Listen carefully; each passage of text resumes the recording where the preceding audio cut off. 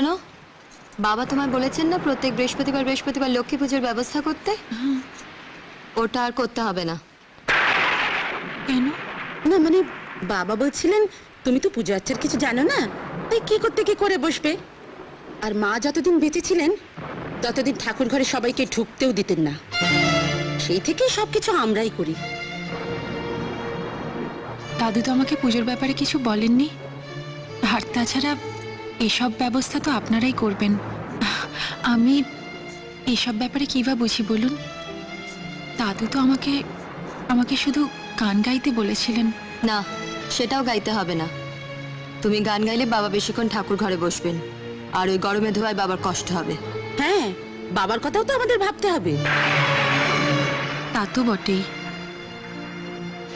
উনি তো আপনাদের বাবা আর আমার দাদা শ্বশুর। আপনারা তো ওর কথা ভাববেনই।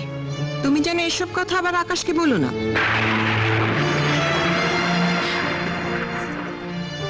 মনে হচ্ছে খুব জোর ঝড় আসবে, তাই না মা? আমি যাই, বরং শোবার ঘরের জানলাগুলো বন্ধ করে দিয়ে আসি।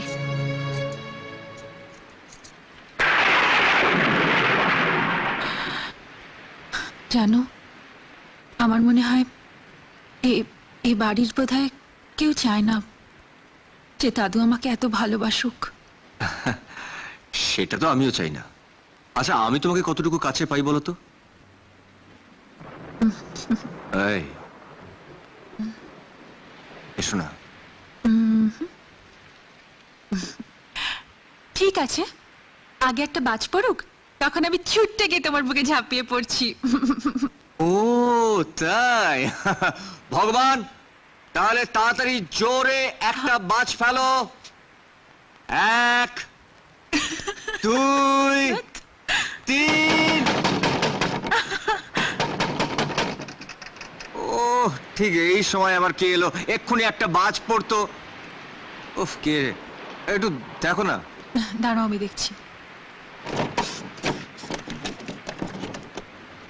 আরে চৈতি, এসো। ও মা, কি হয়েছে তোমার? কি হয়েছে চৈতি? কাঁদছিস কেন? দাদা, তুই মন্ডল পাড়ার দীননাথ মন্ডলকে চিনিস? হ্যাঁ চিনি, যার ছেলে বরেন মন্ডল তোর সঙ্গে একই কলেজে পড়তো বোধহয়। বরেন একটু আগে কলেজ থেকে ফেরার সময় স্টেশনের কাছে ট্রেনে কাটা পড়ে মারা গেছে। ও মাই গড! বৌদি, আমাকে বাঁচাও বৌদি। চৈতি,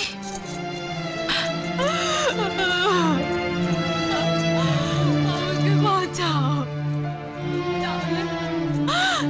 নাহলে আমাকে আত্মহত্যা করতে হবে। বরেন মন্ডল মারা গেছে, তার জন্যে তোকে আত্মহত্যা করতে হবে কেন? চৈতি বলো, বলো কি হয়েছে? বল চৈতি, কি হয়েছে? দাদা, বৌদি, আমার সর্বনাশ হয়ে গেছে বৌদি,